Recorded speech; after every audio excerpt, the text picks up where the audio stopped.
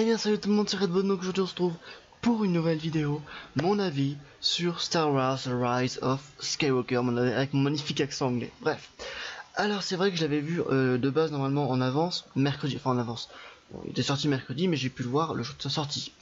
Mais j'ai préféré du coup attendre aujourd'hui, donc on est lundi si je dis pas de conneries, et j'ai eu le temps de le revoir, donc je voulais me faire un avis un peu plus extérieur parce que le mercredi, j'avais une énorme hype, j'attendais pas mal de choses, donc je voulais vraiment avoir un point de vue beaucoup plus loin que tout simplement beaucoup plus loin que la hype que j'avais autour de ce film.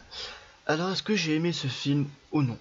Personnellement pour moi c'est un oui, c'est pas un grand oui, c'est un oui. Pour moi c'est un film moyen, il ne faut pas la trilogie originale ni la trilogie la prélogie, mais en tout cas c'est le meilleur de cette trilogie.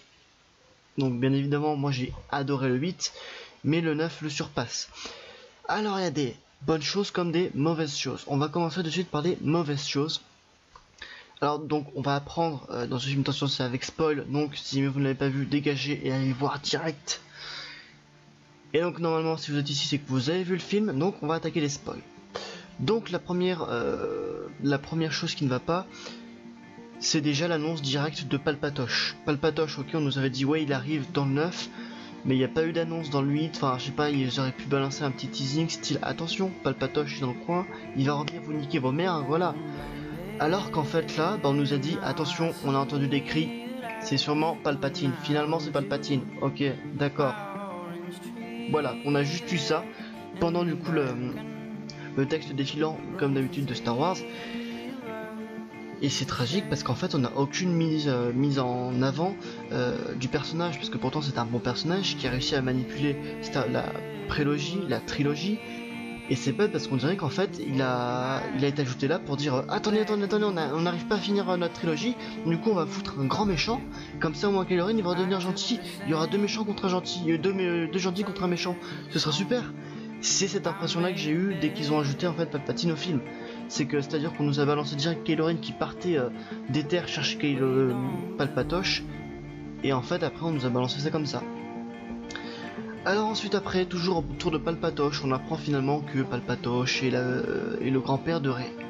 Mais on nous explique pas en fait comment est-ce qu'il a eu sa fille pour qu'il ait après Rey, enfin ce genre de choses, ça c'est vraiment dans l'oubli. On a découvert également que Snoke, donc là j'énumère du coup les points négatifs, donc on a découvert également que Snoke du coup en fait était un clone, mais on n'en parle pas plus que ça. Pourtant moi j'aurais bien aimé qu'on nous explique, même si le film de base, le film qui durerait 2h30, un truc dans ce genre, ça aurait pu être le film le plus long de l'un des Star Wars, mais c'est bête parce que du coup ils ont enlevé je crois 10 minutes, moi même 10 minutes pour m'expliquer, je sais pas, Snoke.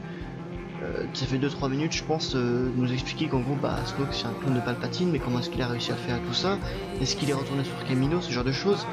Moi c'était le moment là qui me manquait, et c'est bête parce que clairement ça m'aurait intéressé. Regardez, ils ont bien, George Lucas a bien réussi, bon en même temps c'était George Lucas, ça c'est Disney, bref, mais George Lucas a bien réussi à nous montrer comment est-ce que les clones étaient créés de base.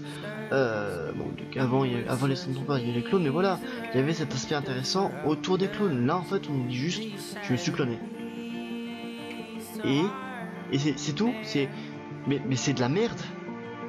Pourquoi tu me dis pas quand tu t'es cloné quoi, enfin merde. Alors ensuite après un autre point négatif, les Sith Troopers. Moi j'en attendais grandement parce que c'est la flotte des Sith, c'est la flotte de Palpatoche, c'est des Stormtroopers mais en rouge.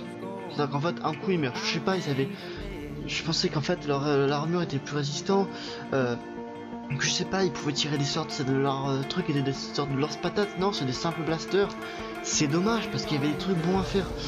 Alors après on nous a annoncé aussi que peut-être C3PO allait décéder. Que dalle, moi je me suis dit putain, s'il faut ils vont faire décéder Palpatine, C3PO pardon, et ça, j'étais là non, pas C3PO parce que pour moi il est là depuis du coup la prélogie, mais pour moi c'est l'un des meilleurs personnages je trouve de Star Wars au niveau humoristique, parce qu'il est avec R2, voilà, c'est le petit compagnon. D'ailleurs R2 qu'on voit environ 10%, non même pas 2%, on le voit limite autant que Rose, on parlera d'ailleurs de Rose, bref, mais Ouais, c'est 3PO et R2D2 qui forment le duo comique, donc c'est bête que on me dise attention il va mourir pour finalement en fait pas prendre le risque de le faire tuer.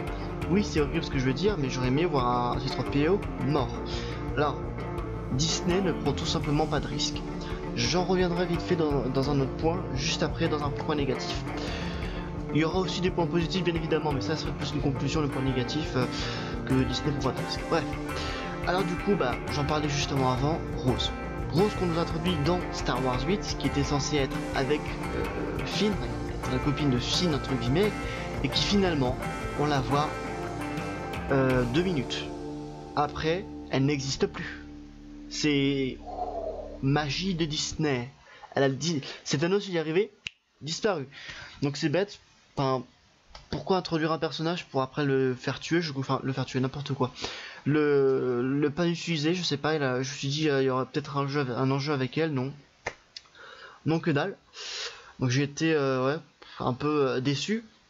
Bah, après je m'attendais pas à grand chose de la part de Rose, parce que Rose c'était pas mon personnage préféré, et c'était l'un des personnages que je pratiquement détestais le plus. Donc voilà, Rose inexistante. Le début du film est assez rapide, assez saccadé, c'est-à-dire qu'en fait on va aller de vitesse lumière en vitesse lumière d'une planète à une autre, et ça je trouve que c'est trop rapide parce qu'en fait ils le font trop souvent de fois. On dirait qu'en fait J.J. Abrams il a vite nous mettre vite, on doit mettre un contexte. Ok vite, on doit dire qu'en fait il y a quelqu'un qui a trouvé qu'il y a un espion parmi le premier ordre. Vite, il y a ceci, il y a ça, vite. C'est ça le problème, c'est qu'ils ont voulu faire trop vite parce qu'ils ont voulu faire une conclusion, un dénouement à la fin qui bah finalement en fait ils se sont dit vite on fait tout au début comme ça au moins à la fin on fera bien. Mais non, c'est pendant tout le film qu'on doit faire bien en fait, c'est ça le problème. C'est l'un des nombreux problèmes de Star Wars, c'est qu'ils ont voulu, enfin, c'est qu'ils ont voulu faire vite et à la fin trop bien. Pour moi c'est voilà, le début va trop vite. Alors, tant que j'y suis, je vais à la limite énumérer les points positifs parce que je vais vraiment après entrer dans l'aspect analyse vraiment de ce que je vais dire, donc du coup conclusion entre grosses guillemets. Alors positif, qu'est-ce qu'il y a de bon honnêtement? Kylo Ren qui est un très bon personnage est très bien travaillé parce que je trouve qu'en fait bah, il hésite toujours entre côté lumineux et côté obscur, et en fait bah, c'est l'une des premières fois qu'on voit un Sith, enfin c'est pas vraiment un Sith mais une personne du côté obscur revenir du côté lumineux. J'avais bien aimé le fait qu'on revoit Harrison Ford. Bon je voyais des jeunes, je vais pas dire des jeunes parce que je suis pas non plus vieux, mais des personnes qui devaient avoir quoi qui devaient être en 6ème à peu près, ils demandaient aux animateurs c'est qui lui, alors qu'il y avait Harrison Ford. Mais bordel mec, mais qu'est-ce que tu fous pour Star Wars? Il y a toujours Harrison Ford, il y a toujours Mark Hamill, il y a toujours Carrie Fisher. Merde, enfin c'est donc je me suis demandé bref ce qu'il faisait là. Donc après, comme je vous l'ai dit, retour de Han Solo, Layla, on apprend finalement J.J. Abrams s'est bien rattrapé parce que souvenez-vous dans Star Wars 8, Layla nous a fait faire un truc du turfu, elle pouvait voler dans l'espace, on était là, Dakar, tu peux faire ça avec la force? Mais d'où tu sors ça? Explique-nous. Et bah, finalement on nous a expliqué que bah, Layla et Luke s'entraînaient sur, on nous expliquait pas la planète, mais en gros que Luke a entraîné Layla à la force parce qu'il savait qu'elle était perceptible à la force. Mais du coup en fait ça a rattrapé le fait que Layla vole comme ça et qu'elle a pas mal elle a pu aider Kylo Ren. Kylo Ren qui est redevenu Ben Solo. Après j'avais bien aimé un peu la nostalgie en fait des retours des vestiges de l'étoile de la mort 2, parce que c'est bien évidemment du coup celle qui a été détruite la deuxième fois parce qu'ils savaient pas quoi faire. Bah du coup j'ai bien aimé aussi l'apparition des Sith Troopers, même si c'est mal utilisé, même si voilà, ils auraient pu en faire autre chose des Sith Troopers, je sais pas, les gardes pétroliers à la limite, ils ont servi parce qu'il y avait un combat stylé je trouve dans le mythe.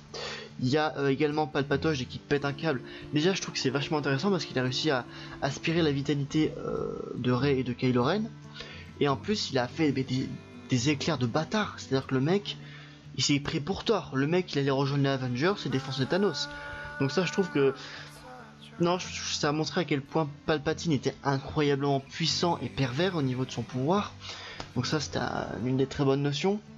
le retour de Lando Calrissian, même si on sent quand même que c'était un peu pour la nostalgie. Si les flottes qui arrivaient de Palpatine, qui sortaient d'un coup, et là on se disait putain ils sont pas dans la merde si jamais ils arrivent à... Si la flotte de Palpatine arrive à sortir, ils sont pas du tout dans la merde, parce que Palpatine veut détruire en gros les planètes, tout le système je pense spatial. Donc ouais non, j'ai bien aimé l'apparition comme ça, la stylée, du coup Palpatine qui on le voit de nouveau. La destruction, enfin peut-être pas la destruction du masque de Dark Vador, mais peut-être oui, enfin dès que Rey et Kylo Ren s'affrontent, déjà je m'écarte. D'abord je prends du coup le casque Dark Vador, parce que je voulais dire autre chose avant, mais bref. Oui donc dès que Rey et Kylo Ren s'affrontent, du coup ils font tomber, limite ils défoncent le casque de Dark Vador, donc ça j'ai bien aimé parce que Ben Solo, donc Kylo Ren s'attache au passé, s'attache à son grand-père qui est très puissant, donc Dark Vador, et tout simplement en faisant ça, ça a un peu détruit le passé. Un autre point du coup que je voulais y revenir, c'est les combats au sabre laser. On a déjà beaucoup plus, je suis très content. Parce que ça manquait vraiment, mis à part le combat contre les gardes pétroliens, c'est tout ce qu'il y avait. Le combat Luke Kylo Ren je le compte pas parce que tout simplement ça pris la plus grosse douche de notre vie.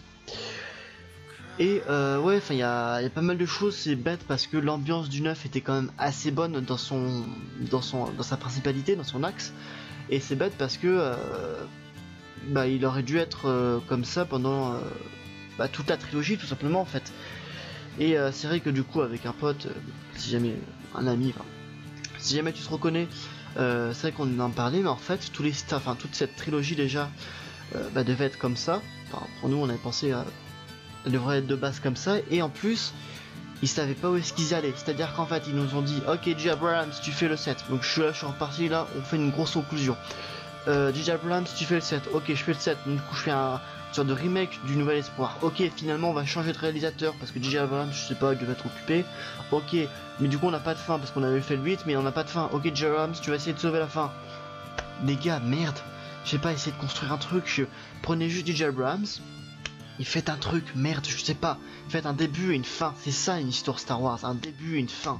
George Lucas, vous pensez que sérieusement que lorsqu'il a écrit Star Wars, il a dit tiens, et si je faisais d'abord le Nouvel Espoir et puis après on verra au pif, je ferai un truc comme ça à la va-vite. Non, tout simplement il a fait ok Luke Skywalker, il va affronter son père sur la fin, on va finalement savoir que c'est lui, enfin Dark Vador et son père. Voilà, il y a eu tout un dénouement autour de ce héros, il y a eu l'apprentissage de la force. Alors ok, je veux bien que Rey du coup on a appris pourquoi elle était ultra puissante, parce que tout simplement c'était la fille de Palpatine, donc c'est pour ça qu'elle pouvait maîtriser le sabre. C'est vrai qu'après ça pourrait être intéressant parce que la fille ultra forte tout simplement demande des conseils aux Jedi pour vraiment se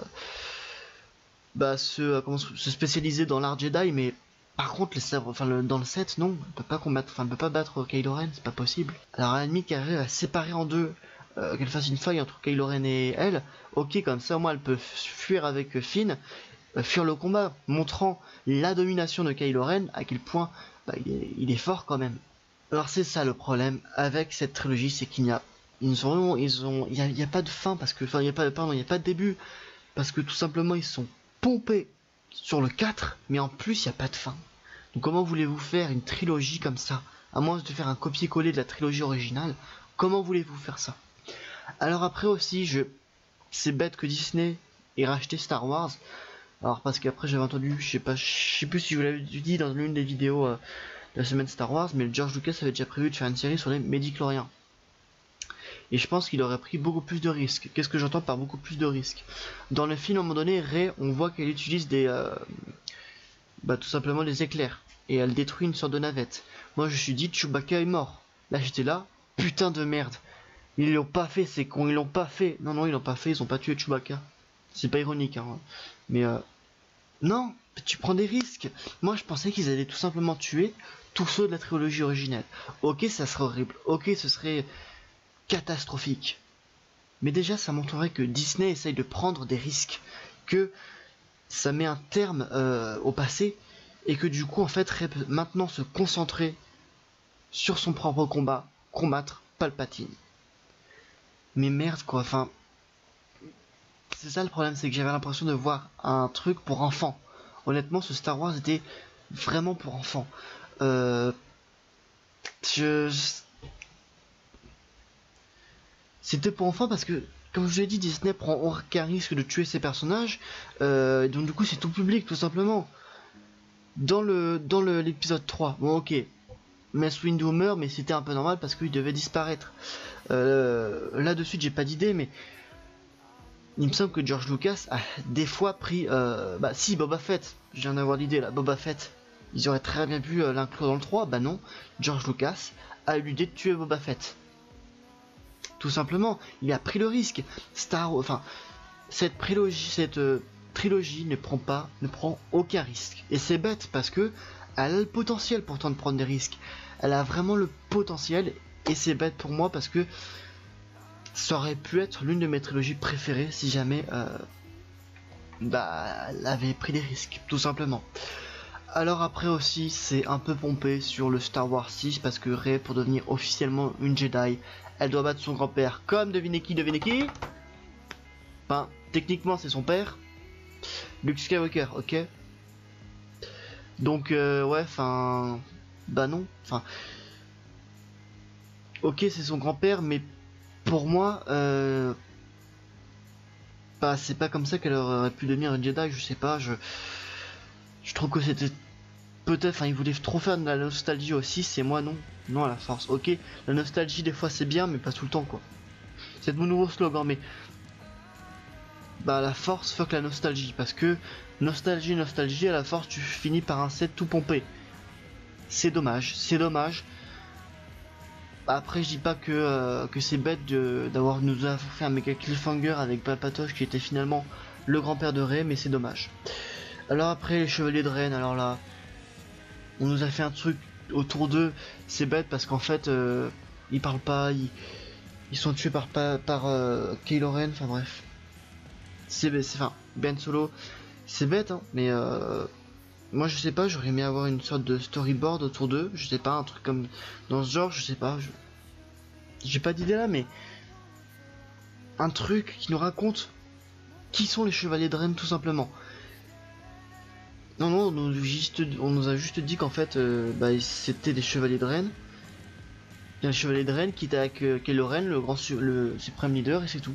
En fait, après, ils pourchassent avec Kylo Ren Rey et sa clique, et puis finalement, ils sont tués par Ben Solo à la fin.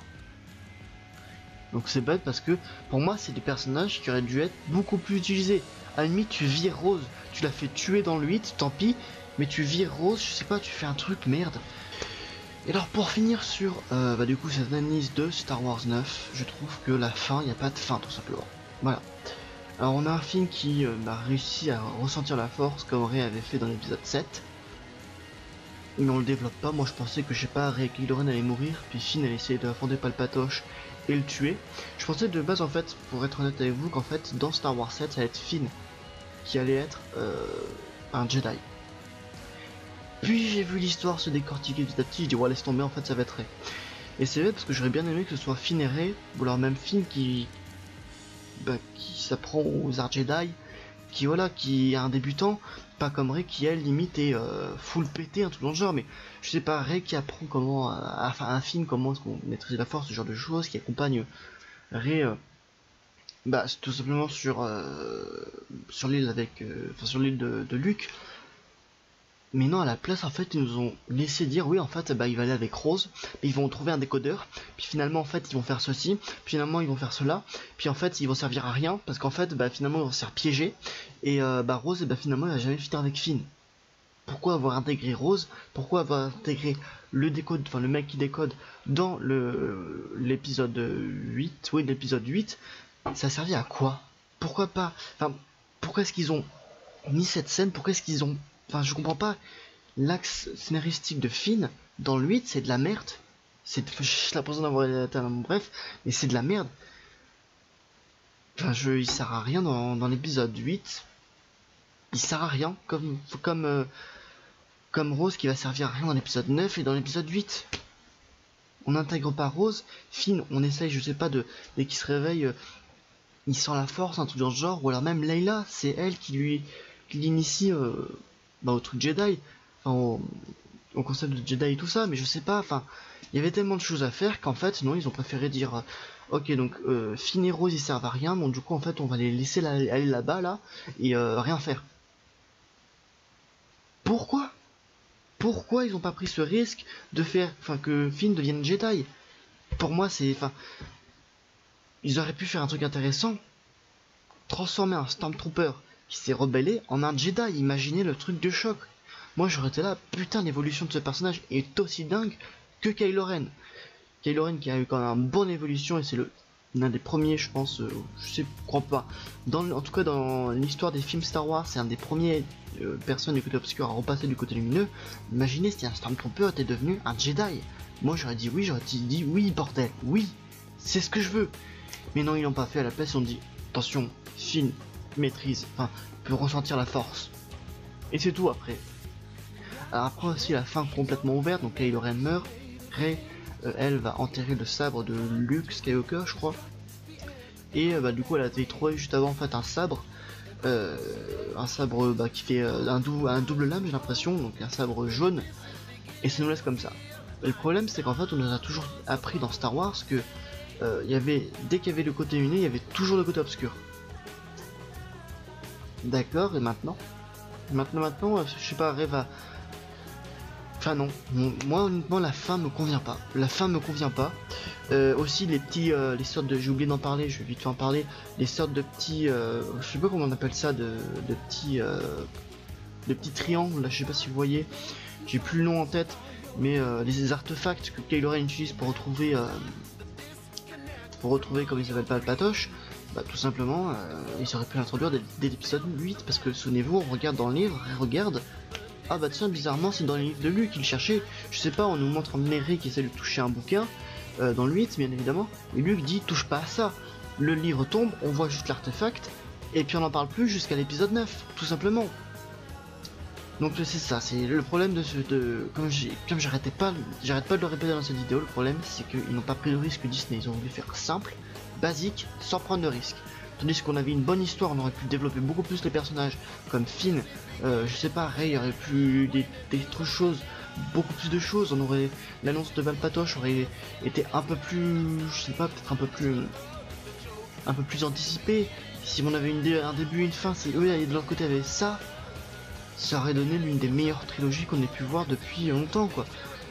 Mais non, ils ont fait de la merde et c'est bien dommage. J'espère qu'ils se rattraperont, excusez-moi, avec la trilogie qui est arrivée, mais bon, je suis très déçu. Ok, c'est des films Star Wars, mais je suis très déçu depuis que tout simplement Disney a repris pour moi. Enfin, j'ai peur pour la prochaine trilogie, parce que si jamais ils n'ont pas osé prendre le risque, parce qu'ils considéraient que c'était un film tout public, qu'est-ce qu'ils vont faire pour la prochaine trilogie Star Wars quoi. J'ai très peur de ce qui va arriver. Parce que rien que cette trilogie fait écho en gros aux erreurs de Star Wars. C'est bête parce que cette trilogie est sauvable. C'est le 9 l'a réussi un peu à la tirer vers le haut, à la sauver, donc beaucoup de personnes ont détesté. Mais c'est bête parce que pour moi personnellement la trilogie, enfin le 9 a réussi à un peu tirer vers le haut en fait les erreurs du 7 et du 8. Mais pas assez. Donc en commentaire dites-moi ce que vous en avez pensé du coup de Star Wars 9, de cette prélogie, enfin de cette post-logie. En tout cas bon pour ce qui est de Star Wars, il y aura très certainement vidéo Mandalorian qui va sortir. Très certainement, je suis pas sûr encore. Beyond Kenobi apparemment il y a peut-être une série qui va sortir sur Disney+. Et puis du coup on attend 2022 du coup pour la nouvelle trilogie, on sait pas encore. Peut-être autour de Star Wars KOTOR, j'espère en tout cas, ce serait vachement cool qu'ils fassent avant l'ordre Jedi, avant ce genre de choses. C'était Radon, à la prochaine pour une prochaine vidéo, n'hésitez pas à vous abonner si ce n'est pas déjà fait, à laisser des pouces bleus. À la prochaine, ciao ciao.